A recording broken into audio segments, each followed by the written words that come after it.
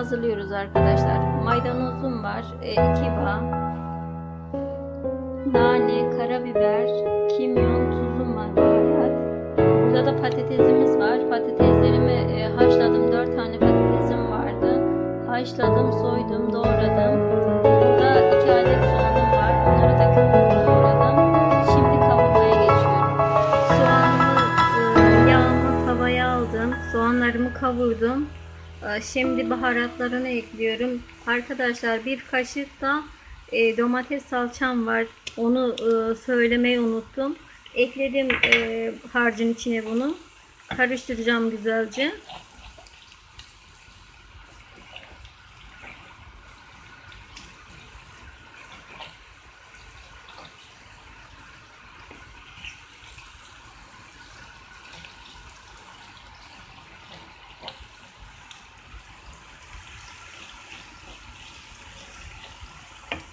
Patatesi de ekledim. Üzerine bir tatlı kaşığı da pul biber attım. Şimdi kavuruyorum.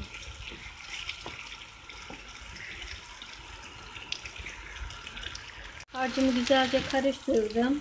Tam kıvamında. Şimdi ocağın altını kapatıyorum. Ocaktan aldım malzemeyi. İçine maydanoz ekledim. Maydanozu ocaktan sonra ekledim ki maydanozları ölmesin, daha diri kalsın. Şimdi peynir malzemelerine geçtim. Peynirli malzemelerini hazırlıyorum. 3 adet soğanım vardı. Halka halka doğradım. Onun üzerine tuz, bir kaşık tuz, tatlı kaşığı, bir tatlı kaşığı da pul biber ekliyorum. Ve maydanoz ekliyorum arkadaşlar. Pay edeceğim bu maydanozu. 2 çeşit yapacağım. Soğanlı, soğansız yapacağım. Bu kadar yeterli.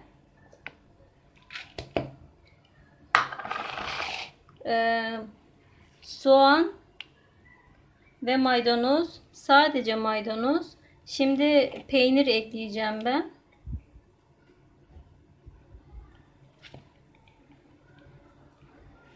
Şimdi her ikisini paylaştırdım peyniri. Gördüğünüz gibi soğanlı bu.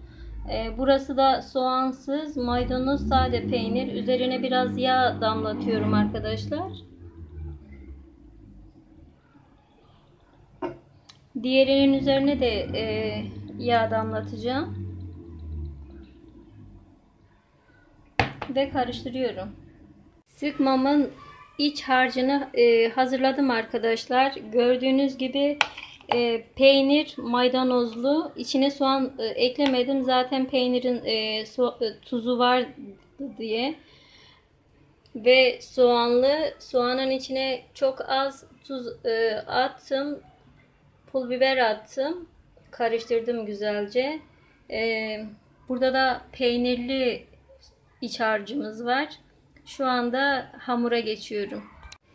Küçük küçük bezeler hazırladım. Şimdi yapımına başlıyorum.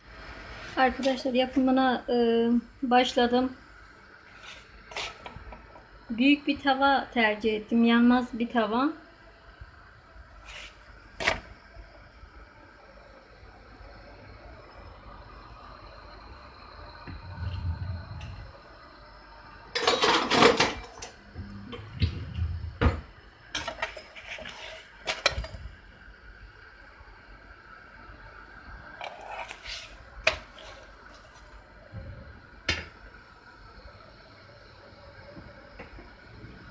Sıkmalarımın yapışına geçiyorum arkadaşlar.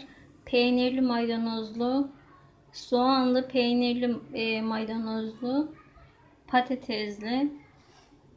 Gördüğünüz gibi sıkmalarım hazır. Patatesli, peynirli, yanında buz gibi ayran. Şahane oldu. Adana'da çok yapardık biz. Çok da güzel olur. Yanına çok da güzel çay yakışır. Denemek isteyen herkese afiyet olsun.